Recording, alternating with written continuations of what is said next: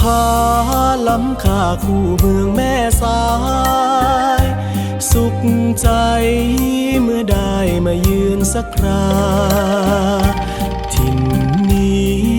อุดมสมบูรณ์ทั่วลาผู้คนแจ่มใสทั่วหน้าถิ่นล้านนาใต้ฟ้าเชียงรา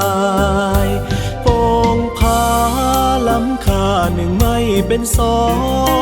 งเรื่องร้องถิ่นทองวัฒนธรรมท่องเที่ยวท้องถิ่นทุกที่ดังฝันงามเหลือเกินกว่าจะสรรดินแดนสวรรค์ดังฝันใฝ่หาสาวงามคู่สตรอเบอรี่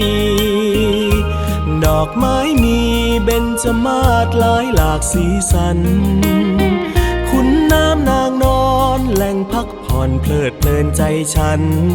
ทำปุ่มทำหลวงชวนฝันน้องน้ำพุนั้นมิเคยลืมเลือนโป่งผายิ่งพาอุราคิดถึงยังตรึงคะนึงย้ำใจคอยเตือนไม่อาจร้างไกลใจให้แช่เชือน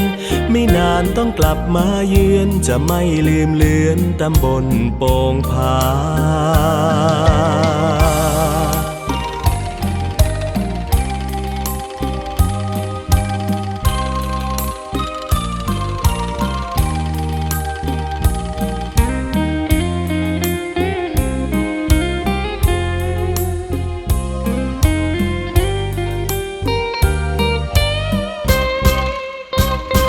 โป่งผาล้ำค่าหนึ่งไม่เป็นสอง